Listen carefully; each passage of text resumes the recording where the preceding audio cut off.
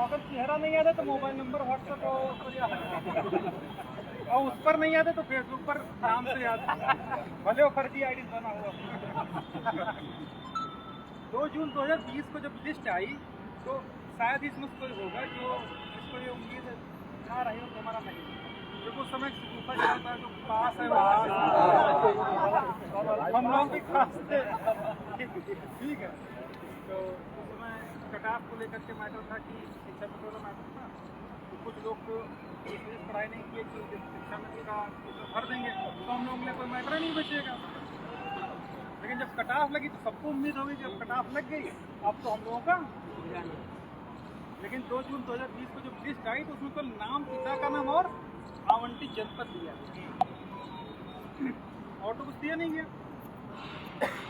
यहाँ तक कि ये भी नहीं बताया गया कि आखिर कितने तक ओबीसी का और कितने तक एससी के गुणांक वालों का हुआ।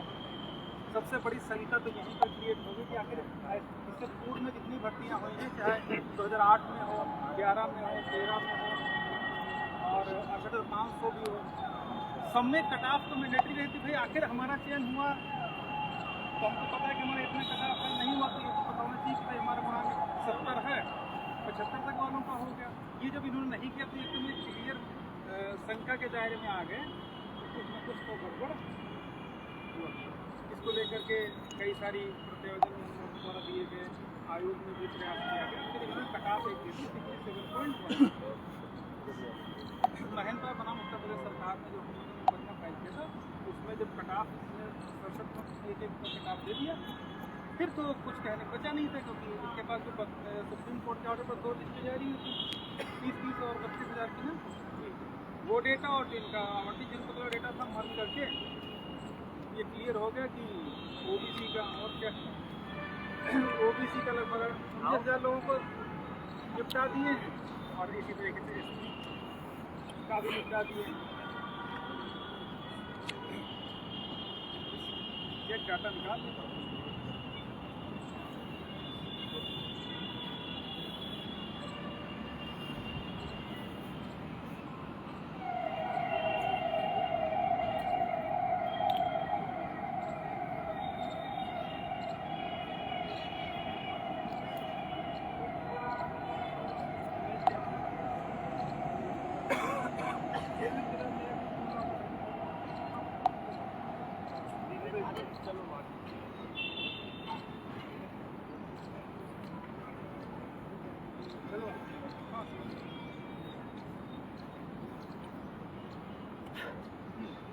तो ओबीसी के जो टोटल कैंडिडेट थे वो जो अंधजन में सफल करने थे तो लगभग करने थे 28,598 कैंडिडेट थे, उसमें से इन्होंने 13,007 कैंडिडेट को ही ओवरलैप। तो ये रूल होता है कि अगर जो कैंडिडेट अनरिजर्व के बराबर जिसका मेरिट है वो अनरिजर्व में होता है। इसको लेकर के मैराथन सुनवाई सिंगल बेंच में जस्टिस ओम प्रकाश शुक्ला के यहाँ तो उन्होंने पूरी लिस्ट को रद्द कर दी और कहा कि वास्तव में ओबीसी एससी का जो नुकसान हुआ उसको पूरा किया जाए, लेकिन उन्होंने थोड़ा सा अपना छोड़ दिया। वो ये छोड़ दिया कि टीईटी को तो उन्होंने एलिजिबिलिटी मान लिया, बट जो अध्यापक पात्रता परीक्षा थी उसको उन्होंने पार्ट ऑफ रिक्रूटमेंट मान लिया कि यहाँ से रिक्रूटमेंट शुरू हो गया। जबकि इससे पूर्व में 2-3 ऑर्डर हुए थे, राघवेंद्र वाला हुआ था जो कि राम शरण महोदय में सुप्रीम कोर्ट से अपेल था, दोनों सेपरेट थे, यानी एटीआरई अलग चीज़ है और जो रिक्रूटमेंट प्रोसेस है वो अलग है। उसको उन्होंने ओवर रूल करते हुए उसका कहीं पर जिक्र नहीं किया, जिसको लेकर के स्पेशल अपील फाइल हुई। स्पेशल अपील में सारी सुनवाई हुई तो कोर्ट ने माना कि जो एटीआरई है और टीईटी है ये दोनों एलिजिबिलिटी एक्वायरिंग एग्जामिनेशन, केवल आप अर्हता है ये, इनका रिक्रूटमेंट से कोई मतलब नहीं। रिक्रूटमेंट से इसलिए मतलब नहीं है क्योंकि एटीआरई पास होने मात्र से आपका सिलेक्शन नहीं होता है। उसके बाद हाई स्कूल से लेकर एटीआरई तक की मेरिट बनेगी, उसमें जो कैंडिडेट जिसका हाई गुणांक होगा वो उसमें जाएगा। इसको लेकर के जस्टिस मसूदी के यहाँ हम लोगों के आर्गूमेंट से कन्विंस हुए। पवन भाई कह रहे थे कि अब धीरे धीरे उसी पर आ जाएंगे। वहाँ पर जब बहस चल रही थी तो हमारी तरफ से मैडम भी थी गुलबी गोयल, जो कि केवल मीडिएटर के लिए सीनियर एडवोकेट थे। तो आप लोग सबको अगर जो लोग उस उस समय टच में थे उनसे साफ साफ कहा गया था कि इसमें जो है किसी तरीके से आपस में समझौता करके आप लोग आपस में बैठ करके सॉर्ट आउट करें। तो आपकी मोहन भाई ये बात शायद आपके नॉलेज में नहीं रही, हाई कोर्ट में भी पूरी तरीके से ये बात कही गई थी, याद आया आपको? नहीं याद आया? हाँ, तो आप अब ये मत कहिएगा कि हाई कोर्ट में ये प्रयास नहीं किया गया। हाई कोर्ट में भी हम लोगों ने पूरा प्रयास किया गया था, स्पेशली उसके लिए एक सीनियर था। हाँ, और इसीलिए मीटिंग और आयोजित की गई है कि हम सुप्रीम कोर्ट में भी मेरिट छोड़ करके पिटिशनर्स के लिए एक स्पेशल काउंसिल को हम लोग हायर करके केवल पिटिशनर के लिए कहलवाने के लिए प्रयास करें, जैसा कि हाई कोर्ट में किया गया था। अब जज से ऊपर हम लोग नहीं हो सकते। हमारा इतना है कि हम लोग पूरी बात कोर्ट के सामने रखे, कोर्ट ने भी कन्विंस किया, लेकिन वहाँ पर अपने ही लोग दो फाड़ हो गए, क्योंकि किसी को सुपर न्यूमेरिक चाहिए था। गलत कह रहे हैं, किसी को सुपर न्यूमेरिक चाहिए था और बाकी साहब लोग तो जैसे थे, तो उनको तो और मौका मिल गया, इधर से भी विरोध हो गया, उधर से विरोध हो गया, मामला जिसके कारण जो पूरी लिस्ट जो 69,000 की थी वो ये कहते हुए पेश हो गई कि ATRE जो है वो पार्ट ऑफ सिलेक्शन हो गया, जो ATRE में 96 नंबर से ऊपर पाएगा वही जो है ओवरलैप करेगा, अदरवाइज इसको डिवीजन बेंच ने मॉडिफाई कर दिया और सारा कुछ हमारे स्टूडेंट को पूरी लिस्ट कर दिया। ठीक है, तो चूँकि मसूदी साहब के यहाँ जो लोग हमारे साथी जुड़े हुए हैं और आए भी हाई कोर्ट में, वहाँ पर कोई ऐसा बिंदु नहीं बचा था जिस पर बहस ना हो। और लास्ट में भी जब कंक्लूड कर रहे थे उस समय भी कहा था कि साहब जो लोग कोर्ट में उस समय थे, चूँकि यहाँ पर वर्चुअल सुनवाई नहीं हो रही थी, इसको लाइव में हम लोग नहीं दिखा सकते, तो जब जिसको बोलते हैं क्लोजिंग आर्गूमेंट, तो जो लोग उसमें कोर्ट में थे उस समय भी हमारी तरफ से जो हमारे सीनियर थे सुदीप सेठ साहब, उन्होंने भी कहा था साहब पिटिशनर का देख लीजिएगा, कहा था नहीं कहा, सभापति आप थे, लास्ट में खड़े होकर के उन्होंने कहा। तो हमारी तरफ से दोनों जगह आर्गूमेंट हुआ है, ऐसा नहीं कि कहीं पर कोई कमतर रहा हो, लेकिन चूंकि उस समय इतना डिस्प्यूट क्रिएट हो गया था, 6800 का अलग डिस्प्यूट था, और राहुल बनाम उत्तर प्रदेश सरकार की अपील थी जिसमें था कि अफसरों को तभी किया जाएगा जब अफसरों को बाहर किया जाएगा। तो वो पूरा एक इतना ज़्यादा कॉम्प्लिकेशन उसमें क्रिएट होगा कि उसका एक ही तरीका था कि इस पूरे को रद्द करके एक नया फ्रेश लिस्ट को प्रिपेयर करना। इसको लेकर के सुप्रीम कोर्ट में मैटर पेंडिंग है, 2 बजे से 28 तारीख को लिस्टेड है। हाँ, 2 बजे से लिस्टेड है, तो उसको लेकर के वहाँ भी इस बात को कहीं पर भी कोई ये ना सोचे कि पिटिशनर्स के लिए कहा नहीं गया। आपको याद मैं इसलिए दिला रहा हूँ क्योंकि इतने लोग हैं जो देखे हैं, तो हर जगह बात अपनी कीजिए, जैसे यहाँ की गई वहाँ की गई। यहाँ थोड़ी सी दिक्कत ये थी कि हो सकता उसको हमारी अपॉइंटमेंट को ही चैलेंज किया जा सकता था। भाई सुप्रीम कोर्ट से तो कोई बड़ी अदालत कोई है नहीं, तो अगर हमको वहाँ से मिलेगा तो उसके बाद तो कोई कहीं पर कुछ फंसने वाला है नहीं। लेकिन अगर यहाँ मिलता कि यहाँ दे देते तो निश्चित रूप से सारे लोग आगे चले 100% चैलेंज का उसको कोई रोक नहीं।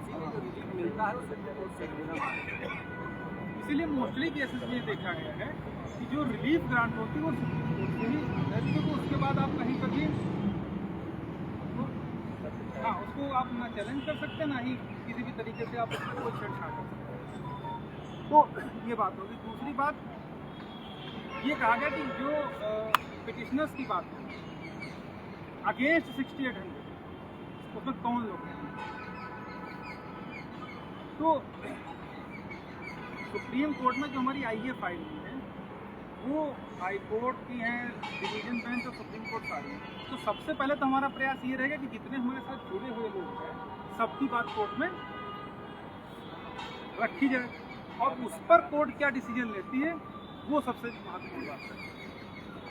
उस पर कोर्ट के बाद स्टेट का क्या रुख रहता है वो भी एक बहुत जरूरी बात है। तो अभी से हम ये कह दें कि हम 6800 के अगेंस्ट दे देंगे या सुप्रीम कोर्ट वालों को छोड़ देंगे या हाई कोर्ट वालों को दे देंगे या 7 दिसंबर 2020 वालों तक को मिल जाएगा, ये तो केवल हवा में चीज़ है कि अगर किसी ने कहते हम तो 20 तक हैं तो और भी अगेंस्ट नहीं कर। अगर कोई ये कहता है कि समस्या सबसे बड़ी यही है, यहाँ पर यही है। अगर मैं 7 दिसंबर 2020 तक हूँ तो मैं सोचता हूँ कि 20 तक हो जाए, बाकी खेल खत्म हो जाए। इसमें कोई अदरवाइज लेने वाली बात नहीं है। ये व्यक्ति का, मनुष्य का स्वाभाविक है कि वो यही चाहता है जहाँ पर उसका हो रहा होगा तो वहाँ तक हो जाए, काम हर व्यक्ति सोचता है। इसमें कोई गलत बात नहीं है। जो लोग 30 जनवरी 21 तक 5 जनवरी 21 को ही अरसा की लिस्ट आई थी, कुछ लोग उसको कट ऑफ डेट बनाते कि ठीक है जहाँ तक अरसा की लिस्ट आई थी और सरकार ने माना था कि हाँ घोटाला हुआ, वही कट ऑफ डेट मान लेंगे। कुछ लोग सोचते हैं कि जो हाई कोर्ट की सिंगल बेंच में हो उनको सबको ले लिया जाए, डिवीजन वाले हैं तो कहते हैं डिवीजन तक वालों को ले लिया जाए। ठीक इसी तरीके से सर्वोच्च न्यायालय में वाले सोच रहे हैं कि हमारा सबका हो जाए, इसी तरीके से 6800 के भी लोग सोचते हैं कि भाई हम तो मेरिटोरियस हैं, तो कॉलर यही तो उठा रहते हैं कि हम तो हाई मेरिट वाले हैं। अगर हाई मेरिट वाले थे तो 5 साल से कर क्या रहे थे भाई? हाई मेरिट वाले तो सारे सेलेक्ट हो गए, वो सैलरी ले रहे हैं। और अगर अभी भी किसी की भूत सवार है कि हम हाई मेरिट के हैं तो उसको कहीं ना कहीं जो है अपने को फिर से विचार करके सोचना चाहिए कि क्या वास्तव में हाई मेरिट वाला है। यहाँ क्या कोई अगर ये कहे कि हम हाई मेरिट वाले हैं तो ये बात मानने वाली है? हाई मेरिट वाले तो हम घर में बैठ के या तो विद्यालय में बैठे हो, चाहे संडे है हमारी छुट्टी के है, वो कर रहे होते अभी ऑस्ट्रेलिया इंडिया मैच आ रहा वो देख रहे होते। तो ये कतई नहीं है कि हम हाई मेरिट हैं, हमारा नाम 6800 में है। आप सोचने का आप कुछ भी सोच लीजिए कि हम सिंगल बेंच में, भैया सिंगल बेंच वाले सुप्रीम कोर्ट कर दे, डबल बेंच में है डबल बेंच वालों कर दे, जो डायरेक्ट गए हैं उनका कर दे। ये कोई तर्क नहीं है, ये कोई आधार नहीं है पिटिशनर नहीं। कोर्ट है टू डिसाइड, कोर्ट खुद डिसाइड करेगी कि हमको किसको देना है किसको नहीं। उसमें हम आप अपनी बात कहते थे साहब बहुत गरीबी में 5 साल लड़ रहे हैं, तब हमको दे दीजिए, यही ना आप कहोगे? हमारा नुकसान हुआ, हमारे सामने थाली परोसी रखी थी, कुछ लोग आए छीन के ले गए, यही तो आप कहोगे? तो वो 2 तरीके अपनाएगी, या तो कहेगा ऐसा करो उनकी जो छीन के ले गए तो उनको हटाओ, इनको दुआ करके एक्सक्लूड कर दो उनको सूची से, या तो कहेगा अच्छा भाई ले गए तो ले गए, अब इनके लिए सरकार बैठी है कुछ व्यवस्था, यही कहोगे। आप कहो साहब इनको दे दो, इनको मत देना, इनको हमको दे दो। आप ये कैसे कह सकते हो? हम ये कह सकते हैं? हमारा काउंसिल ये कह सकते साहब ये हमारी लिस्ट है और इसमें से ऐसा करिए आप छांट लीजिए, इनको दीजिए इनको मत दीजिए। एज ऑन डेट कोर्ट के सामने जो भी हैं वो सारे रिलीफ के लिए ही तो गए हैं। अब कोर्ट डिसाइड करेगी कि भाई किसको देना है। हमारी बात है, हमने कह दिया कि साहब इतने लोग हैं और ये मर्ज है इनके, कोई दिसंबर वाला है, कोई जनवरी वाला है, कोई रिट वाला है, कोई सुप्रीम कोर्ट वाला। अब साहब आप दे दीजिए, तो कोर्ट खुद डिसाइड करेगी। हाँ सरकार को पूछेगी ना कि आप बताओ क्या करना चाह रहे हैं। तो ये सब चीज़ें कोर्ट में बहस के दौरान कही जाने वाली और तत्कालिक रिएक्शन पर होने वाली चीज़ें, या पहले से प्री प्लान करके नहीं करवा सकते हो कि प्री प्लान करके आप दिसंबर का करवा ले जाओ, प्री प्लान करके आप 68 प्रोसीड करवा ले जाओ, प्री प्लान करके आप हाई कोर्ट वालों करवा ले जाओ, ऐसा कतई संभव नहीं। अगर ऐसा संभव होता तो फिर इतना जद्दोजहद हम लोग करनी नहीं पड़ती। और इसीलिए जो हम लोगों के साथ में जुड़े हैं, जो आईए फाइल हुई हैं, उसमें सारे कैंडिडेट मिक्सअप नहीं हैं, तो हम उसमें कैसे सॉर्ट आउट करने के लिए कह सकते हैं। इसलिए कुछ लोग कहते हैं भास्कर और सुशील और जिनके लोग खास हैं उनकी अलग उन्होंने 10-20-50 लोग फाइल करे कि वो अपना करवा लेगा बाकी ऊपर में। जबकि जो कैंडिडेट हमारे पास आए हैं उसमें 3 तो मेन ही हैं, एक में हमारे नाम से, एक सुशील के नाम से, एक और। तो जो हमारे पास कैंडिडेट आए थे वो 1/3 हो गए थे कि अगर हमारा होगा तो हमारे साथ के जितने पीछे पूछ में लगे हुए हैं सब पीछे चले आएंगे।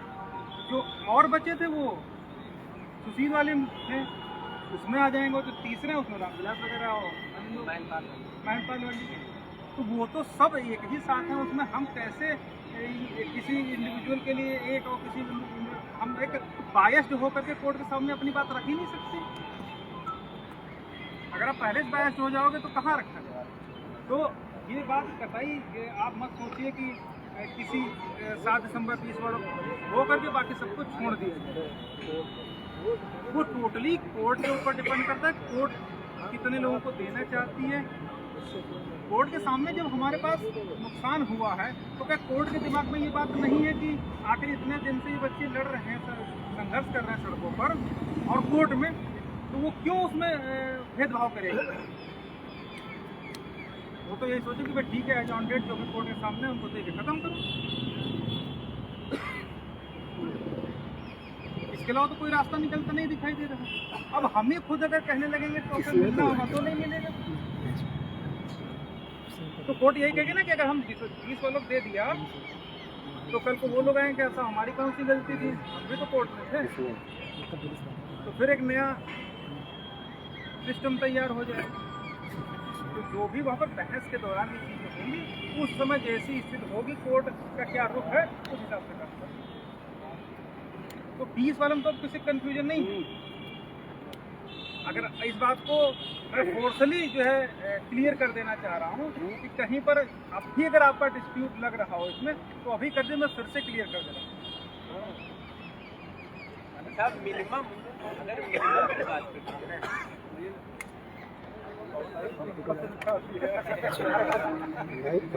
देखेंगे आपने स्टेज के साथ पानी भी पी रहे हैं। तुम इसके ग्रुप में मारो ना शेयर। तो भाई सब्जेक्ट टू पिटीशन क्या होता है जो लोहा वाले में दिया गया? हाँ, वही दिसंबर वाली बात वही है। सब्जेक्ट टू पिटीशन का मतलब ये है कि उस समय चूंकि सर्वोच्च न्यायालय का आदेश था 69,000 प्रोसीड करने, सरकार चाह करके भी उसको रोक नहीं सकती, उसको वो भर्ती प्रक्रिया पूरी करनी ही करनी। लेकिन उसमें लिटिगेशंस थे, रिजर्वेशन पॉलिसी का वायलेशन था, कोर्ट में मैटर गया तो कोर्ट ने कहा, हम लोगों के आर्गुमेंट से वो कन्विंस हुई कि हाँ वास्तव में रिजर्वेशन का नुकसान हुआ है, ओबीसी के रिजर्वेशन का भी नुकसान हुआ, एससी का भी हुआ। तो उसने ये ऑर्डर कर दिया कि जो भी कैंडिडेट की अपॉइंटमेंट होने जा रही है वो outcome of this writ petition, outcome का मतलब कि अगर इस रिट के आदेश के आधार पर अगर लिस्ट रद्द हो जाती है तो वो इस आधार पर कोई अपनी नियुक्ति बचा होने का क्लेम नहीं कर सकते कि साहब हमको सरकार ने नियुक्ति दी है तो हमको नौकरी करते रहना चाहिए, आपको अगर गलत आपकी अपॉइंटमेंट हुई तो आपको बाहर करना। ये है सब्जेक्ट टू पिटीशन कि आप रिलीफ की ग्रांट नहीं कर, इस केवल इस आधार पर आप रिलीफ नहीं मांग सकते कि हम नियुक्त हो गए तो अब हम अजर अमर हो गए। तो हाँ, तो कोर्ट ने उसको स्पेसिफिक लिखवा दिया कि जो भी अपॉइंटमेंट हो रही है वो आउटकम ऑफ दिस पिटीशन है। अगर इसके अलावा उनकी नियुक्ति रद्द हो गई तो रद्द मानी जाएगी, बच गई तो मतलब आज तक वो इसके अधीन है? वो तो एक ही बार होगी, खेल खत्म होगा। उसके बाद जो भी अपॉइंटमेंट लेटर इश्यू हुए हैं वो अपॉइंटमेंट लेटर में सब लिखा होगा कि 13,156 के अधीन रही है, और इसके अलावा और भी लिखा होगा विभिन्न उच्च न्यायालय या उच्चतम न्यायालय में योजित विभिन्न याचिकाओं के अधीन रहेंगे। कि मान लो बाद में कोई हमको दोष न दे, मतलब सरकार को दोष न दे कि हमने अपनी तरफ से कोई कमी। कोर्ट का जो डिसीजन होगा, जब भी डिसीजन होगा, वो आप लोगों के मानिए। केवल इस आधार पर रिलीफ नहीं ग्रांट कर सकते हैं कि आप अपॉइंटमेंट हो गए तो सब कुछ हो गया। अगर आपके अगेंस्ट ऑर्डर आ जाएगा तो आपको बाहर जाना। अच्छा भास्कर भाई, क्या जो 7 दिसंबर वो पिटीशन वाला 7/12 का जो डिसीजन है वो आज की डेट में नल एंड वाइड है, तो कोई मतलब नहीं? मतलब आप हमारी बात सही नहीं समझ रहे हैं। सारा डिपेंड करेगा सर्वोच्च न्यायालय के रुख पर। आप अपनी बात कह दोगे, करना सुप्रीम कोर्ट, आप रिलीफ मांगोगे आपको ग्रांट हो सकती है, आप लिस्ट रद्द मांगोगे लिस्ट रद्द हो सकती है। वो कोर्ट के ऊपर डिपेंड करेगा कि वो उसको क्या करेगा। लेकिन आप अपनी तरफ से टिक एंड चूज का ऑप्शन नहीं सिलेक्ट कर सकते, मतलब इनको दे दो इनको न दो, आप अपनी पूरी बात कह दोगे।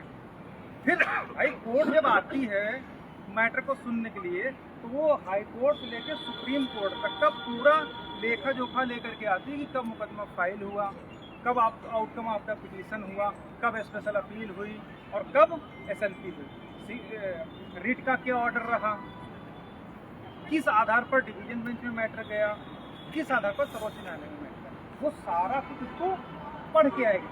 उसको हमको बताना नहीं पड़ेगा कि साहब ये दिसंबर में आउटकम ऑफ द पिटीशन हुआ था, वो खुद पढ़ के, क्योंकि उसमें इंटरिम ऑर्डर एक होता है, इंटरिम ऑर्डर, वो इंटरिम ऑर्डर जितने होते हैं उसकी एक अलग से फाइल बनती है।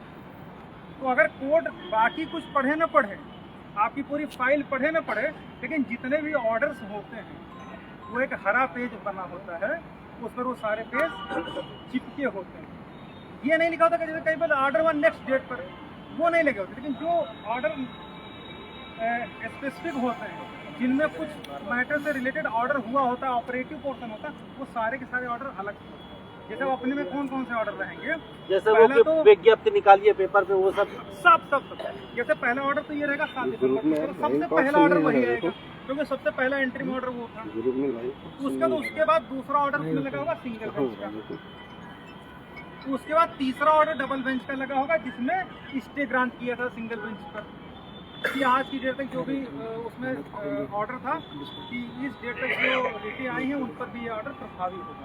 आप लोगों ने पढ़ा था, नहीं पढ़ा होगा, तो वो ऑर्डर लगा होगा। इसी तरह के सुप्रीम कोर्ट में जस्टिस चंद्रचूड़ का ऑर्डर है, वो लगा होगा। अब उसके आगे की भाई मतलब कोर्ट के द्वारा जितनी भी प्रोसीडिंग हुई इंटरिम ऑर्डर के द्वारा, वो अलग से फाइल रहती है, वो सारा कुछ कोर्ट पढ़ के आती है, तो उसको हमको अलग से डिसाइड नहीं बताना है कि ना ये चीज़ें कोर्ट से रिलेटेड हो जाए। 60-65 भी डेट था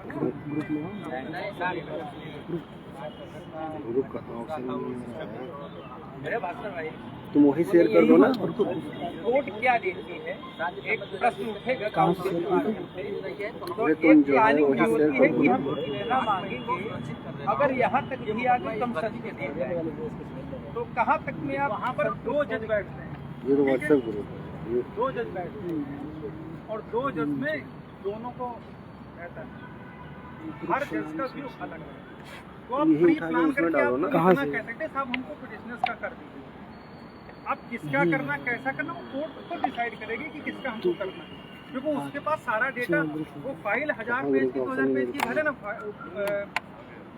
जो है अध्ययन करें, लेकिन जितने भी इंटरिम ऑर्डर हुए हैं इंक्लूडिंग 7 दिसंबर 20 और जो भी सब वो पूरा स्टडी करके आती है, उसके आधार पर तय।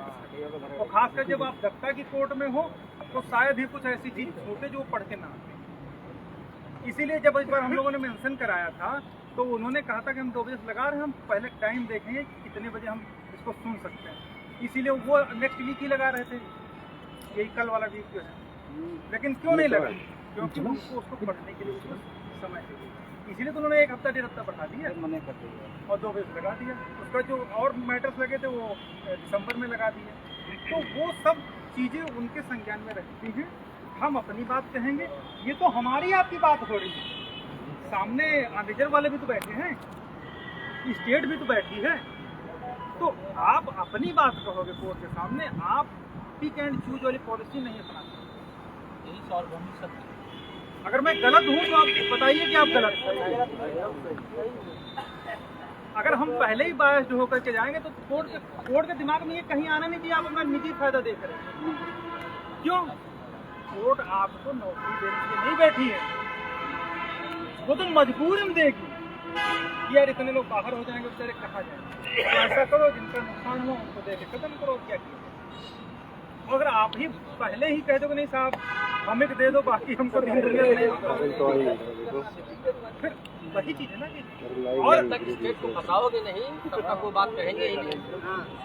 अब कितनों को देना है, किसका करना है, पूरा का पूरा सरकार, ऐसा नहीं कि हमारा व्यू लेकर के कोर्ट कर देगी, कोर्ट उसके बाद अथॉरिटी का तो व्यू देगी, जिसको करना है उसको भी तो देखेगी कि आखिर सरकार का इस पर क्या रुख है, सरकार क्या करना चाहती है, फिर उस हिसाब से काम करेगी।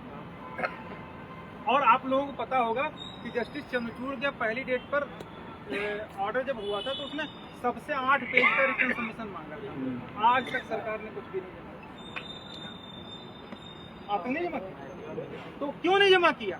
ना वो जमा करेगी, हम तो समझ रहे हैं उसकी, वो ऑन ओथ कोर्ट के सामने जो कुछ बोलेगी ओरल में बोल देगी, अच्छा हाँ इनको देना है दे दो, खत्म। दरअसल वो रिटर्न में कहके ये बगावत नहीं लेना चाहती ना किसी पक्ष से, ना जनरल से बगावत लेना चाहती ना भाई ओबीसी से। वो ऐसा ना, वहाँ पर समस्या सबसे बड़ी है कि इधर भी अपने हैं, इनकी भी वोट लेनी है, उधर तो अपने हैं ही, तो उधर जाते तो इधर वाले चिढ़ गए, क्योंकि फिर सबसे ज्यादा भगवा झंडा हम ही लोग तो बांधते हैं और फायदा वो लोग लेते हैं। तो वो तो पता ही नहीं चाहिए कि खुल के कभी ये सरकार खुल के कभी विरोध नहीं करेगी किसी का, उसको जो कुछ करना होता अंदर ही अंदर PWS देना था, आपको पता ही नहीं चला। तो सरकार और उसके अधिकारी कहीं न कहीं कुछ किसी न किसी निष्कर्ष पर पहुंचे हैं, वो कोर्ट के सामने अपनी बात रखेंगे, उस हिसाब से कोर्ट और हमारे काउंसिल आगे। भाई ऐसा थोड़ा कि वो अगर किसी को देने लगेगी या किसी को नहीं देगी तो हम लोग अपोज नहीं करेंगे, हम हर चीज के लिए तैयार हैं। वो इसीलिए बहस जब होती तो हर पॉइंट टू पॉइंट ये देखा जाता कि किधर बहस जा रही है, कोर्ट का रुख क्या है, उस हिसाब से करी जाती। और डायरेक्ट हम खड़े होकर कहते साहब हमको ये नौकरी दे दो, कैसे दे देगी, पहले बताओ तो ऑर्डर क्या हुआ है। वो तो कोर्ट में सबसे बड़ी समस्या ये आती है कि अगर आप आम कहोगे तो तुरंत वो इमली कहेगी। जो लोग कोर्ट में हमारे साथी जुड़े हैं और देखें लाइव टेलीकास्ट, तो अगर आप कहोगे ये तो आम का पेड़ है, नहीं ये तो इमली का पेड़ है, देखो इसमें सिद्ध करो, ये देखो इमली का पेड़ है, इमली की जैसी पत्ती है इसमें, लेकिन क्या वास्तव में इमली पेड़ है? नहीं। तो आपको प्रूफ करना होगा, आपको शुरू से शुरुआत करनी ही होगी कि साहब हमारे इतने लोगों का होना था, इन लोगों ने नहीं किया, तभी तो कोर्ट और सरकार फंसेगी, तभी तो मजबूर होकर के आपको कंसिडर करेगी। अगर आप पहले ही सरेंडर होकर के अपने लिए बात कह दोगे तो खेले खत्म हो जाएगा। देखिए 1 साल हो गया, तब से कितना अप्रोच जब लोगों ने किया तब आकर के टाइम फिक्स हो पाया है 2 बजे से। और अगर किसी मुकदमे में 2 बजे से टाइम फिक्स हुआ तो इंट्रीम ऑर्डर तो इसमें होना था, अंतरिम आदेश जो कुछ होना था हो गया, अब होगा फाइनल ऑर्डर। तो जहाँ तक मैं समझता हूँ कि कंटिन्यू नहीं होना चाहिए। अक्सर आप लोगों ने नोटिस किया होगा मुकदमा मंगलवार वही हम लोगों का लगता है, इस बार कब लगा है? गुरुवार को लगा। तो आप समझ जाइए कि हमको लगता है गुरुवार और जो है शुक्रवार को सुन करके 1-8 दिन में हमको लगता है हो जाना। सैटरडे तो आप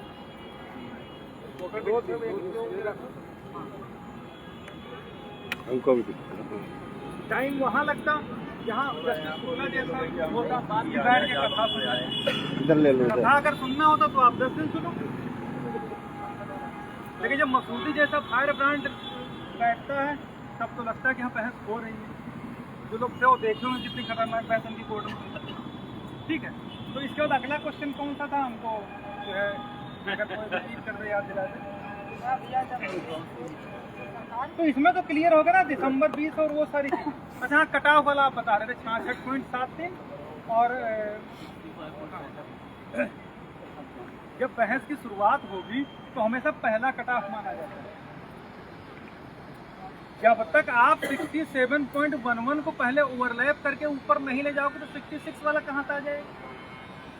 पहली कटाव आने की थी 67.11 तो जब तक 67.11 वाला नहीं भरेगा, जब वही रद्द हो जाएगा तो 66 पॉइंट का क्या रहे मतलब रह जाएगा। तो थर्ड काउंटिंग वाला का कोई मतलब नहीं है भाई। पहले ही स्टेप पर गलत हो गया तो सेकंड स्टेप बिल्कुल सही कह रहा। सेकंड स्टेप पर आप कहाँ पहुँचोगे? पूरा गलत हो गया, तो उस पर हमको बहस करने की जरूरत क्या? हम तो 67.11 पर ऑर्डर आया है तो उसी के आधार पर आगे बढ़ जाएगा। जब पहला स्टेप ही आपने गलत कर दिया, आपने अप्लॉयड कैटेगरी, अपॉइंट कैटेगरी और कट ऑफ कुछ भी डिक्लेयर नहीं किया, तो ये क्लियर एकदम दिखाई दे रहा कि सीधे सीधे इनका पूरा इरादा था ओबीसी और एससी को नुकसान पहुंचा। तो कट ऑफ वाला कोई मैटर नहीं कि इतना ज़्यादा हो, वो पहला स्टेप गलत है तो बाकी सारे स्टेप स्वतः गलत होते चले जाएंगे, वो आपको हमको बताने की जरूरत नहीं है। और क्या था? नहीं अभी पुराने वाले बच्चे हैं। टोटली आज लोग की संख्या बोल रहे थे, टोटल संख्या कितनी है? जो हाई कोर्ट में है और जो सुप्रीम कोर्ट में है, टोटल हमारे साथ जो हैं लगभग 2200-2300 लोग, 2200 हम लोग उनकी बात करें। तो अगर हम एक बड़ा नंबर होता 10,000 20,000 होते तो हम उनकी बात करते। तो जो हमारे पास नंबर एक लिमिटेड है तो हम अपनी बात करेंगे। 6800 की जो बात थी उसमें ये कंसर्न निकल के आ रहा था जैसे 2200 हमारे पास है, तो हम ये अज्यूम करते हैं कि 6800 के जो कैंडिडेट सुप्रीम कोर्ट में जुड़े होंगे वो भी 3-4 हज़ार होंगे, इससे ज़्यादा होंगे, ज़्यादा नहीं होंगे, कमी होंगे,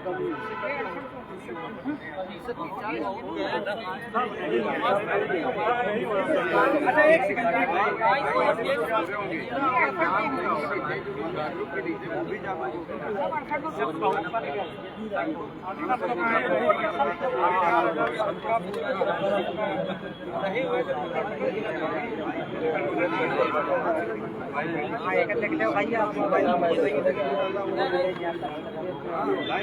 आरके सिंह के मैं बता रहा हूँ, देखिए यहाँ पर हमारी तरफ से मैं बता रहा हूँ कि यहाँ पर कोई हवम बातें नहीं होती, हम एक अजम्पशन पर काम नहीं करते। आरके सिंह काउंसिल है, आरके सिंह की चैम्बर जो फाइलिंग हुई वो मात्र 800 लोगों की फाइलिंग हुई, 800। और एक और हैं उनके काउंसिल है, वो मुस्लिम काउंसिल है, लगभग अब्दुल्ला कलाम कर, आप उनसे ही मालूम करें, लगभग 1100-1200 की फाइलिंग उनके चैम्बर से। तो हमारे संपर्क में 2000 भी लगभग आपको बोले कि सुप्रीम कोर्ट में फाइलिंग की, 1000 और रख लो, 2000 रख लो, 4-2-6,000 ही तो हुई।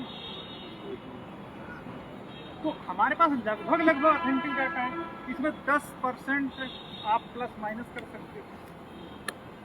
तो उस पर हमारा कंसर्न ये था, ये मेरा ये कोई ऐसा नहीं कि ये कोर्ट में हमारा हम रखने जा रहे हैं, हमारा ये व्यू भर है कि 6800 यानी 7000 सीटें सरकार देने के लिए एकदम जो बात हुई थी उस पर केवल व्यू लिया गया था, उसको कोई ऐसा नहीं फाइनली इम्प्लीमेंट कर दिया गया हो।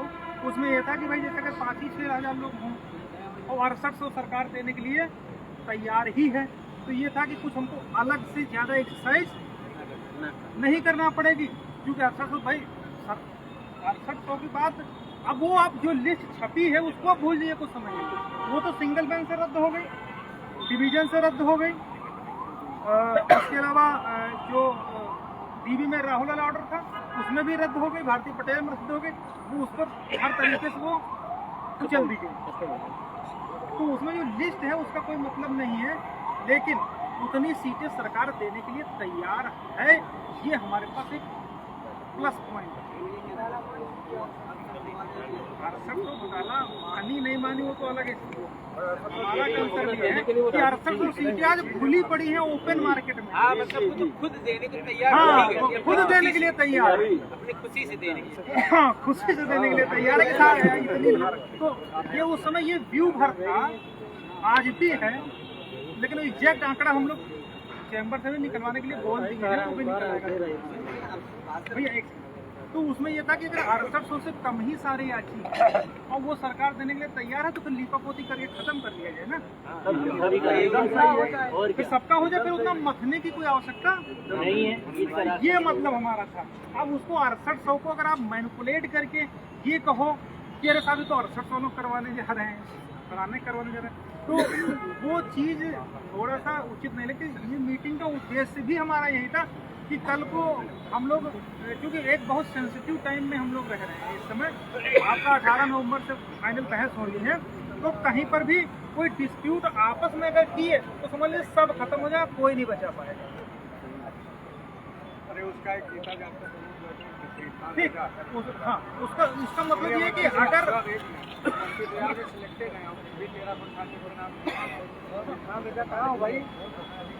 हाँ, तो कहने वाला कि इतने सेंसिटिव मैटर में बीजेपी गलत थोड़ी ना कहने कहती कि बटेंगे तो कटेंगे।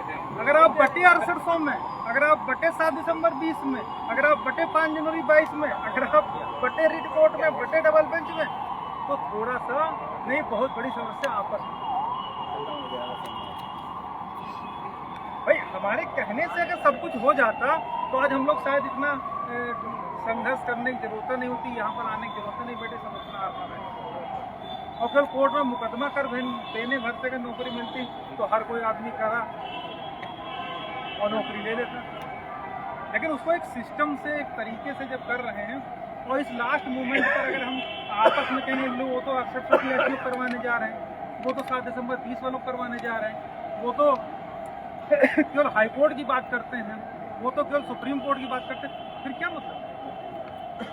तो हमारे जितने लोग यहाँ पर आए हम हाथ जोड़ के कह रहे हैं कि इस लास्ट मोमेंट पर आपको इन सब मुद्दों के आधार पर कतई ना तो कंफ्यूज होना है, और जो कंफ्यूज हो रहे हैं उनको आपको सॉर्ट आउट करना है।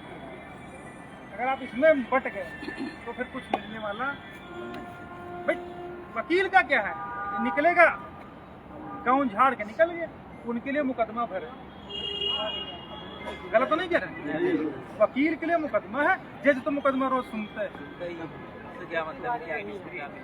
अरे उनके लिए भी मशीनरी है, ये सिर्फ मशीनरी है जो कि वो एक प्रोसेस से चल रही है, उनको भावनाओं से इन सब चीज़ों से कोई लेना देना नहीं। लेकिन आपकी हमारी भावनाएं तो इससे जुड़ी हुई है। वकील का क्या होता है भाई, कोर्ट में घुसने से पहले वो अपना अकाउंट चेक कर लेगा, अगर हाँ पैसा आ गया ठीक है आप घुस रहे।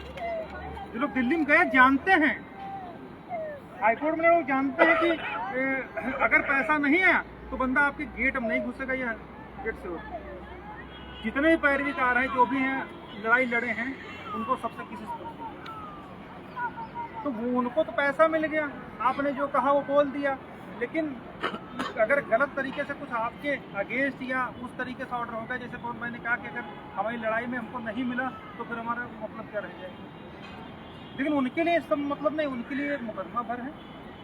आप गए, पैसा दिया, आपकी बात अगर दिख गई तो कुछ ऐसा हमको उनको नहीं करना है कि केवल मुकदमा हमको डिसाइड कराना है। हमको इतना लड़ाई लड़ने के बाद कुछ न कुछ कोर्ट से, सरकार से लेना है। और अगर उस लेने के दौरान हम पिक एंड चूज की पॉलिसी अपना लेंगे तब बड़ी समस्या होगी। तो इन सब बातों को भी हमको ध्यान में रखते हुए आगे बढ़ना है। तो इसलिए जो आगे होता है, खड़ा होता है, सबसे बड़ी जिम्मेदारी उसकी होती है कि सबको लेकर के चलना। हम लोगों का जो पहले दिन का तो एम था वही हमारे तो साथ है, आज भी वही है ना। तो ऐसा तो हुआ नहीं हमारा, जो हम लोग पहले दिन से लेकर के ड्राफ्टिंग से लेकर के जो भी बात डॉक्टर करी भाई, वही हम आगे डॉक्टर अभी सीट बची नहीं है, याचिका मिलेगा तो कैसे होगा? सीट बचा नहीं। सुप्रीम कोर्ट का फुल बेंच का डिसीजन है जी पुलिस भर्ती का। जी अगर अभी हाई कोर्ट का भी एक डिसीजन आया है, जो गलत है वो पहले दिन से गलत है। अगर गलत अपॉइंटमेंट आपने करी है तो गलत अपॉइंटमेंट चाहे किसी की भी वो गलत है, उनको बाहर जाना होगा। अगर आपको उनको बचाना है, पिटिशनर्स का होना है, तो आपको उनके लिए चाहे करना पड़े, चाहे पद सृजन करना पड़े, चाहे उनको बाहर करके करना पड़े। ये ऑर्डर सुप्रीम भाई, गलत हुआ तो तुम गलत को भर लियो तो क्या सही सड़क पर धूल फाकेगा? तो स्पेसिफिक डायरेक्शन कि या तो आप इनका करिए, कैसे करना, या तो उनको बाहर करके करिए, या तो पद सृजन करके करिए। वो हमारी हेडेक नहीं है। तो हमारे पास सीट का तो कोई इशू इसलिए नहीं है क्योंकि कुछ पुरानी भर्तियां किसी कारण से नहीं हो पाई थी, उनकी वैकेंट पोस्ट भी हमारे पास है। तो सीट का और 142 के तहत सुप्रीम कोर्ट जानते हैं डिक्टेटर है, वो कुछ भी कर सकती है। हाई कोर्ट भी कर सकती है, लेकिन वो अपने अधिकार का प्रयोग नहीं करती। वो 226 के अंतर्गत ही अपने जो कानूनी पहलुओं उनके पर इसलिए नहीं कर सकती क्योंकि आगे वो चैलेंज हो जाता है जाकर के, तो उसके लिए दिक्कत 142 में चैलेंज नहीं कर सकते हो, और वहाँ पर से एक बार डिसाइड होगा तो इसलिए सीट का ब्यौरा वो सरकार का पक्ष है। कितनी सीट है क्या नहीं, हम सिर्फ और सिर्फ अपनी बात। अगर दोनों तरफ की बहस आप ही कर दोगे तो फिर क्या रहेगा? नहीं, और बात है कि करना अथॉरिटी स्टेट ही होता तो पहले तो उनका भी लेना करना तो नहीं, तो उनसे लिया जाएगा ना कि कैसे करोगे आने तक निकालो और बाहर करो। देखिए, सरकार 18 को आए ना, हमने मेंशन कराया, हम बहस शुरू करेंगे ना। आई एक बात भाई हम अपनी बहस शुरू करेंगे। सरकार को ऑलरेडी नोटिस है कि सरकार के पास ये ऑर्डर नहीं हुआ अभी। हाँ, एक बहुत जरूरी बात है, यहाँ पर पार्थिव शर्मा इस समय सचिव आए हैं, सब शासन। तो अगर कोई उनसे मिल सकता है, मिलवा सकता है, बहुत तेज और बहुत स्ट्रिक्ट है, तो अपने मैटर को लेकर के 2 बजे वाला ऑर्डर लेकर के अगर कोई साथी मिल लेता है किसी विधायक के सांसद से फोन करवा करके, तो चीज़ें और गति पकड़ना। या हम लोग भी प्रयास कर रहे हम लोग भी हैं।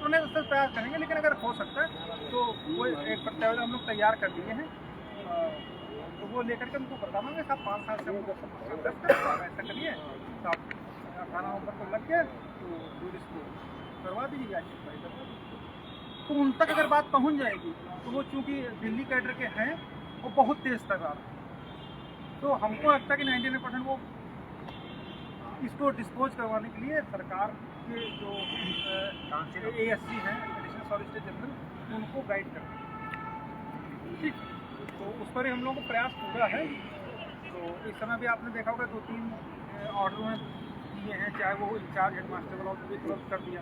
उनका कहने का जो कोर्ट में मैटर्स हैं और जेन्युइन मैटर हैं जिनको डिसाइड होना चाहिए, उस पर वो लगातार काम कर रहे हैं, तो वो भी हो गया। तो 18 को जो बहस शुरू होगी तो हमारी तरफ से शुरू होगी, या जो अपील में गए हैं सामान्य वर्ग के बेटे उनकी तरफ से शुरू होगी, तो सरकार इसको खींच के चली जाएगी। यहाँ तो ढूंढने जाने की जरूरत नहीं है।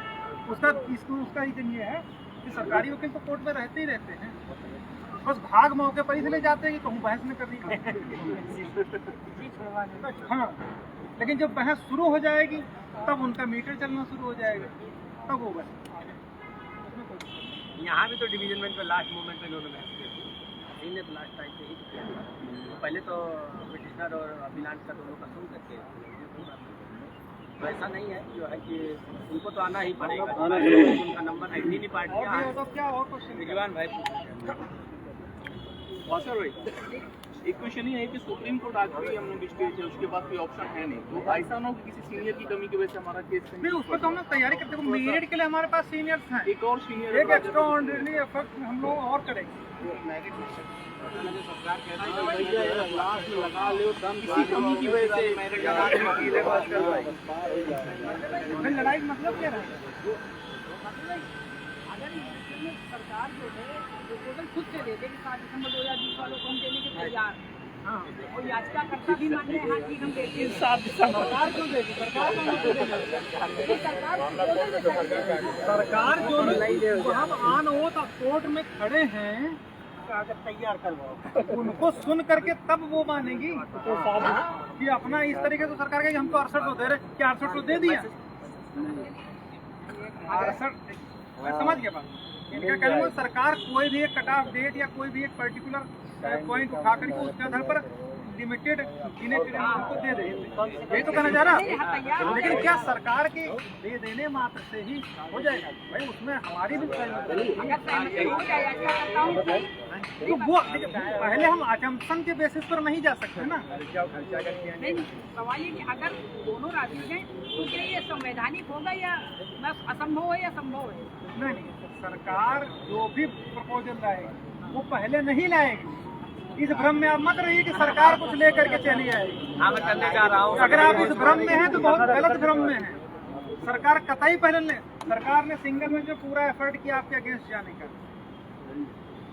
वो काउंसिल थे जो स्टेट के CSC थे, क्या नाम था,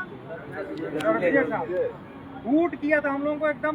ये समझ लीजिए कि एक मॉरल डाउन करना होता है, एकदम जमींदोज करना, बुलडोज करने की स्थिति में उन्होंने किया। लेकिन जब डिवीजन बेंच का ऑर्डर है तो हम लोग उनको मिठाई खिला के आए थे, साहब आपने कहा था कि कुछ नहीं करवा पाओगे। ठीक है, तो कहने का मतलब ये है कि सरकार पहले कुछ नहीं करेगी, उसको क्या जरूरत आगे आगे कूदने की? पहले तो दोस्त तमाशा देखेगी, अच्छा ये चैन वाले लिस्ट वाले हैं, आओ बेटा अच्छा तुम लोग बाहर अब लड़ो, अब हम बैठे हैं, यही होगा। आप देखिएगा बहस जब शुरू होगी। भाई सरकार, अच्छा ये बताओ, सरकार अगर लड़ा के देखिए कि सरकार कौन जीत रहा है?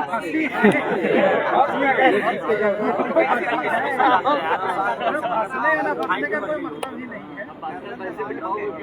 बहस पूरी होनी है। वो तो बहस के दौरान की विषय है। वो पहले अगर उसको पहले देना होता तो उसको टीवी में क्या दिक्कत थी पहले देने के लिए? आप ये समझिए कि इस सरकार से एक सीट भी निकालना इतना आसान नहीं है कि आप कहे तो, और वो भी तब जब आप ये सोच रहे हो कि अरे वो खुद दे देगी। यार अगर खुद देना हो तो वो करती क्यों? अगर खुद उनको करना हो देना होता तो आपको हमको इस स्थिति में पहुंचाने की जिम्मेदार वही थी, कोई और है। और अभी भी आप ये एक्सपेक्ट कर रहे हो कि सरकार आएगी कोई प्रपोजल दे देगी। मतलब आप खुद सोच के देखिए, मतलब एक तटस्थ होकर के सोचिए, अपना फायदा उसमें सोचिए, तटस्थ होकर के ये सोचिए कि अगर सरकार आकर के आपके फेवर के लिए कर दिया तो फिर मुकदमा वहाँ क्या बचा? आपके फेवर में कर दिया, उनके जिनकी नौकरी बाहर जा रही हो, जो कैंडिडेट डिवीजन बेंच के ऑर्डर के परफॉर्मेंस में एक्सक्लूड हो रहे हैं लिस्ट से, उनके लिए तो वो तो इंटरिम ऑर्डर है, उसकी तो बात छोड़ दीजिए। वो लोग ऐसा नहीं कि वो सुरक्षित हैं, वो तो टिल द नेक्स्ट डेट कोई ऑर्डर में है, तो आपको देगी तो उनको वो तो बाहर हो गए। तो कहीं ना कहीं कोर्ट को और हम लोगों को एक प्रॉपर तरीके से कम्युनिकेट करते हुए कोई विधि समझ, इसलिए कोर्ट भी पहले सुनेगी, पहले तमाशा देखेगी, तब किसी निष्कर्ष पर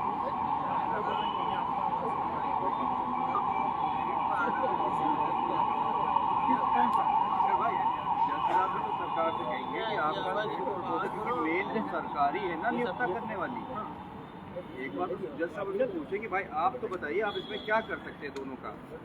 आप कहेगी कुछ, जब कहेगी तो उस हिसाब से बहस होगी। यहाँ भी तो ये बात कहा जो मसूरी से कि सर आप ही को इसका रास्ता आदेश निकाल दीजिए, मैं कर देता हूँ। तो जज साहब ने ये कहा कि आपने समस्या पैदा की है, इसका हल आप ही निकालोगे, हमारे आदेश करने पर नहीं निकाल होगा। कहा तक निकालोगे, जब समस्या आपने पैदा की तो हल उसका तुम ही निकालो। कहने का मतलब तुम ही इनको एडजस्ट करो। वो डायरेक्टली नहीं कहना चाहते थे कि आप इनको ऐसा कर लो। इसके अलावा राजन नायक का कहा तक नहीं कहा था, आपको शायद जानकारी होगी सब इस बारे में। राजन नायक का 323 का भी ऑर्डर है, उसमें भी उसने कहा था कि हमने केवल ये मांगा था कि वास्तव में ओबीसी एससी का नुकसान हुआ है तो कितना हुआ, ये बताने के बजाय उन्होंने एक लिस्ट निकाली, और लिस्ट निकालने के बाद ये सारा डिस्प्यूट और क्रिएट हो रहा है। तो अगर सरकार ने गलत किया तो उसको कोर्ट के सामने करने की जिम्मेदारी भी सरकार की। वहाँ पर बहस एक बार शुरू होने दीजिए। हम लोग पहले शुरुआत में इतना ज्यादा करके नहीं कुछ किया जा सकता ना, वो तो भावनाएं है सबके अंदर। देखो अब जो इसीलिए तो मैं इसीलिए यहाँ पर बुलाया हूँ कि कल को जब यहाँ से कोई जाए तो उसके दिमाग में ये न लगे कि कहीं पर जो है हम लोग, हाँ हमारी बात भी नहीं रखी गई, अपना तो लोग समझ करके बात रखाई। जो यहाँ बात होगी वही बात वहाँ बहस कराई जाएगी। आपको वहाँ तो सुनो कि भी ऐसा नहीं कि हम वहाँ छुपा ले जाएंगे, कुछ बात दबा ले जाएंगे। आप लोग सुनो कि भी तो इसलिए वो बात वहाँ कहलवाएंगे भी। अभी भी वो वहाँ पर तो मैं आपको बताऊँ, कोर्ट के सामने आप बोलने के लिए कुछ भी स्वतंत्र, देना ना देना कोर्ट के सामने, तो आपके 6800 सिंगल से रद्द, डिवीजन से रद्द, एक्सक्लूड और इंक्लूड स्टेटस से रद्द, बियॉन्ड 69,000 के हिसाब से रद्द है, तो आप कहने तो कह ही सकते हो, लेकिन देगा कौन? तो कम से कम ऐसी आपकी कोई मांग अनैतिक ना हो कि आप खुद की मांग नहीं करें। तो पहले जैसे कोर्ट का व्यू तो पहले देखते ही जाएगा ना, कोर्ट जा कहाँ रही है उस हिसाब से। और दूसरा बिना अदालत में जाओ, लिस्ट में नाम छपा है, वो जाओ तो उसको लिख करके आपको जाना पड़ेगा, उसके लिए मांगना पड़ेगा। कोई ना अपील है ना कोई सल्टी है, कुछ है ही नहीं, तो वहाँ पे खतरनाक पे बाहर किस बात की कटाफ लगाओ, लेकिन फिर काउंट करते जाओ। मैं कितना कटाफ उसको ड्राफ्ट करके जाना उसके लिए एप्लीकेशन देना। अभी बात है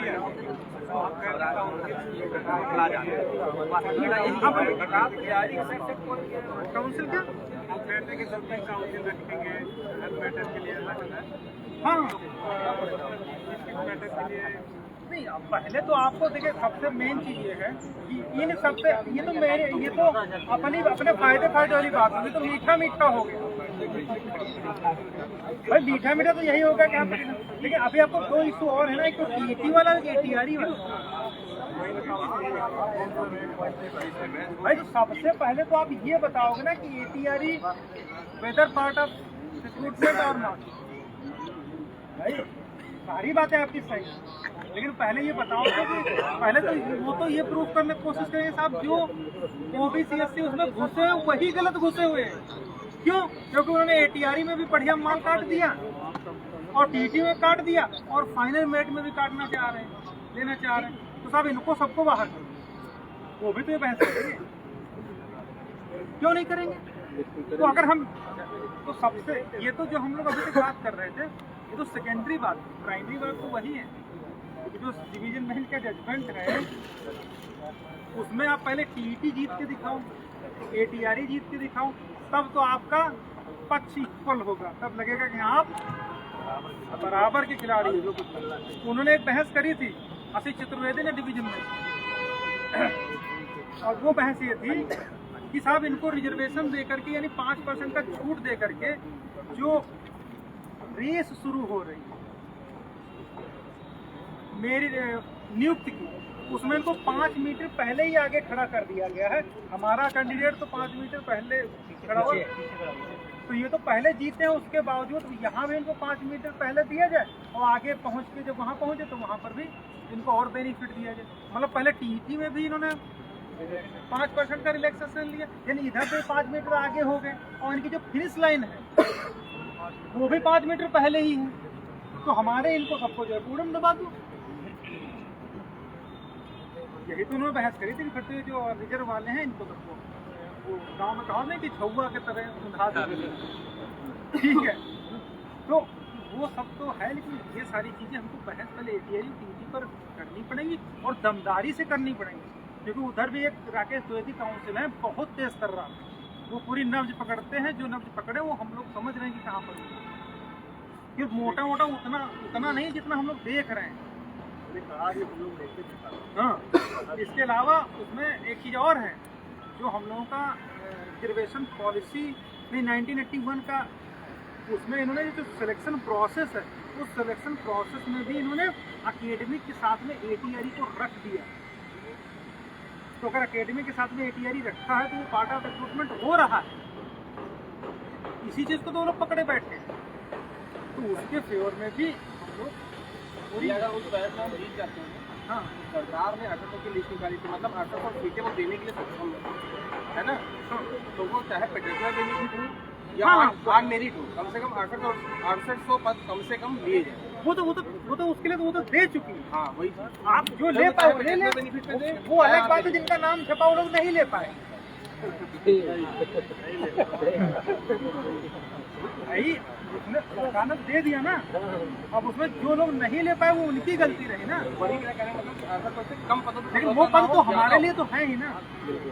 और 1000-2000 कम पड़ेंगे तो वो तो सरकार देगी, जब अक्सर लोग देते तो 1000-2000 वो नहीं देगी। जब मामला 20-20 हजार का है तो 2500 अगर कम भी पड़ गए क्यों नहीं दोगे? जब 18,000 अवैध कर रहे हैं तो क्या 10,000 ये नहीं कर सकते? फिर वही बात है ना, उनके 334 में भी ऑर्डर पहले रिजर्व हो रहा था, बहस करके उसको आगे बढ़वाया गया, हाँ वही बता रहे हैं। सीट भी बढ़वाई गया था। भाई एक सिंपल था कि ये तो साहब ये अपने मन से हम दे दिए, तो आप ये भाई सीधी बात है, अगर कोई चोर पकड़ा जाए और कहे भैया हमने सिर्फ एक मोबाइल चुराया है तो क्या एक्सेप्टेबल होगा? लेकिन ये तलाशी लो 2-4 और निकलेंगे नहीं? तो अगर वो 6800 दे रही इसका मतलब कहीं ना कहीं ज्यादा कर जाएगा, तो वहाँ पर हम लोग कहेंगे ना, वही कहने का तात्पर्य कि 800 से कम सीटों पर समझौता नहीं, ना वही कहना हम तो मैक्सिमाइज कर रहे हैं उसको कि अगर इतना तो साहब ये तो कोर्ट के सामने भी हम रख सकते ना, कोर्ट के सामने भी रख सकते साहब, इतना तो ये सरकार खुद कह रही है। अब आंकड़ा हमारा देख लो कि 28,978 ओवरलैप करने थे, 13,007 आपने किया, सीधे 15,000 का आधे तो आप दे रहे हैं, तो साहब ऐसा तो 1000 तो होगा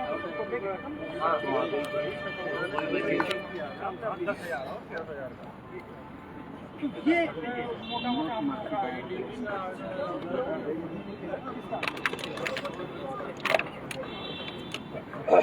सुप्रीम कोर्ट उसका ऑर्डर का परीक्षण, अब सुप्रीम कोर्ट में मैटर है तो सुप्रीम कोर्ट में अगर मैटर जाएगा तो उसका ऑर्डर का परीक्षण तो होगा ही होगा, और उसका परीक्षण होगा, उसको बचाने के लिए हम लोग प्रयास करेंगे, उड़ाने के लिए वो लोग प्रयास करेंगे, और हो सकता है बचा भी रहे और हम इन लोगों को हो जाए काम खत्म जाए, वो बीबी रहे ना सुप्रीम कोर्ट करेगा नया ऑर्डर आ जाए, आ सकता नहीं आ सकता भाई। अभी जैसे 29,000 वाला भी ऑर्डर हुआ, इसके अलावा और भी 2-3 ऑर्डर हुए, तो वो उसमें खिचड़ी कुछ नहीं हुआ, मेरिट का आता ही पता नहीं, तुम गए आपस में हो गए। हम नहीं बता रहे ना। हाँ, जो ATRE है असिस्टेंट टीचर रिक्रूटमेंट एग्जाम, सबसे मेन तो हम लोगों का उस पर बहस करनी पड़ेगी ना। अगर उसमें लूज पड़ गए तो यहाँ तक मैटर नहीं आ पाएगा। आ जाएगा तो सबसे पहला बहस तो धाकड़ हमको उसमें करनी है ना, जब वो बचेगा तभी तो। और वो भी तब आपको बचा मैं जब उनके पास सबसे बड़ा पॉइंट जानते क्या, एक तो पैसा तो है ही, लेकिन उनके पास एक और तरीका है जो कि आपका अगर व्यवहारिक रूप से देखा जाए, कहा जाए तो वो ये है कि इस पूरी भर्ती में लगभग 35,000 अनरिजर्व की सीटें और 50%, तो 50% तो खाली OBC खा गया, 30% SC खा गया साहब। जनरल को 20% मिली साहब, उसमें भी कहते हैं हमारी है। ये आर्गुमेंट मैं कह रहा हूँ ना, और अगर ये आर्गुमेंट ना सुप्रीम कोर्ट में रखा जाए तो आप लोग लाइव देखिए। 19,000 जनरल सिलेक्ट हुए और 18,558 घोटाला बता रहे हैं। हाँ, मतलब 400 लोग खाली तो जनरल। फिर हम यही बात है, इनका जनरल 400 होना चाहिए। तो जर्नल मतलब सवार्ड कहाँ होता है? नहीं, नहीं, वही जो वही भी जा सकता है। यहाँ पर इसका मतलब नहीं है कि वो तो अनरिजर्व होती, लेकिन एक कहने के लिए तो उनके पास है ना भाई, कहने के लिए तो उनके पास है कि नहीं, वजह तो है। और ये अगर आप किसी भी व्यक्ति से कहोगे तो एक बार और सारी जो मेधा है, सारा जो टैलेंट है वो OBC SC में ही आ गया। तो एक बार उनको कहने के तो कोर्ट में एक बार क्लिक तो करेगा ही कि आंकड़ा नहीं दिखाया जाएगा ये और ये होगा। और सुनिए क्या होगा, पहला होगा साहब इन्होंने TET में रिलीफ लिया, ATRE में रिलीफ लिया, इसके बाद उम्र में छूट लिया, फीस में छूट लिया, और कितना इनको गवर्नमेंट ऑर्डर में है।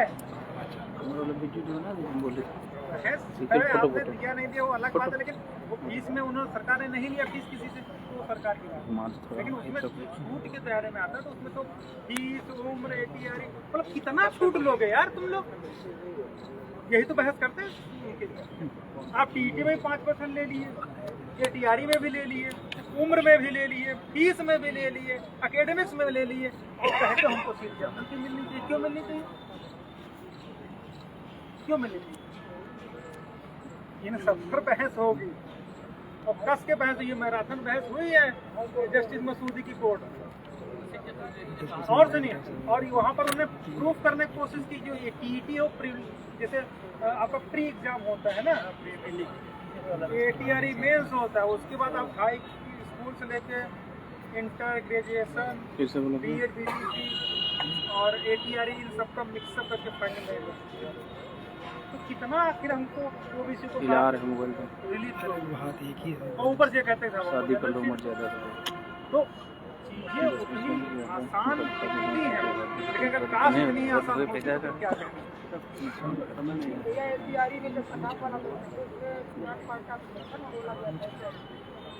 भाई आप कह रहे हो ना, लेकिन जब सामने कोर्ट बैठी है और सर्वोच्च न्यायालय में बैठे हैं तो वो कुछ भी कर सकते हैं।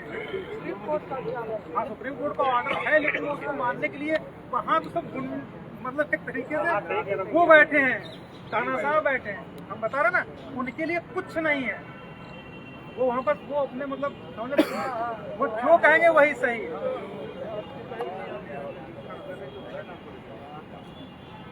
तो इन सब चीज़ों को लेकर के हम लोग चल रहे हैं, तो केवल एक चीज़ को लेकर के नहीं, तो सबसे पहले हमारा जो मोटिव होना चाहिए वो ATRE TET पर फोकस्ड है, और उस पर हम लोग फोकस्ड है, तभी हमको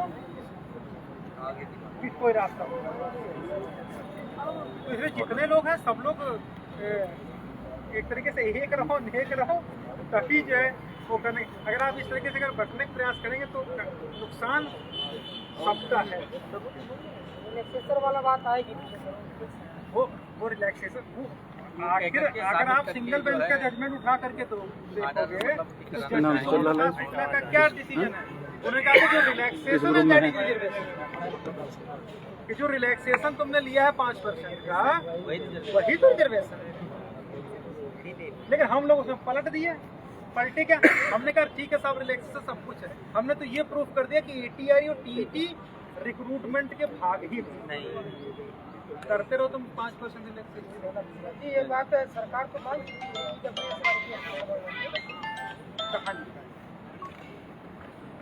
बस कागज सर्विस मैटर पे सिर्फ कागज। अच्छा 20 दिसंबर वाली बात हमको और याद आ गई। ये मैटर उठता था इसलिए हमको बुलाने का और उद्देश्य था। ये सबसे मेन बात जानते क्या था? ये BWS वाली से SLP गई सुप्रीम कोर्ट, वहाँ से ये कुछ हाँ वो जानते क्यों आए?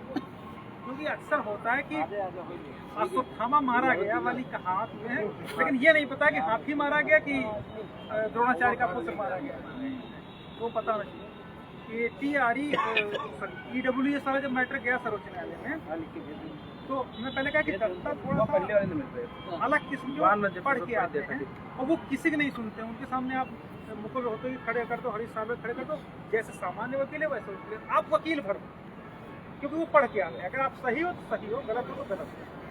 तो वहाँ पर आपको पता होगा कि जो एग्जाम कंडक्ट हुआ ATRE का, उसका तो 12 मई 2020 को ATRE दुख दे रही है जरा जरा, जिसमें 4,36,000 में से 1,42,000 लोग पास आउट, दुख रही है साली। और 12 मई के बाद 13 मई को रिक्रूटमेंट का नोटिफिकेशन, तो रिक्रूटमेंट का नोटिफिकेशन आया जिसमें ये क्लियर स्पेसिफाई था कि OBC का 27% रिजर्वेशन है, SC का 21% है, ST का 2% है और 50% सीटें अनरिजर्व।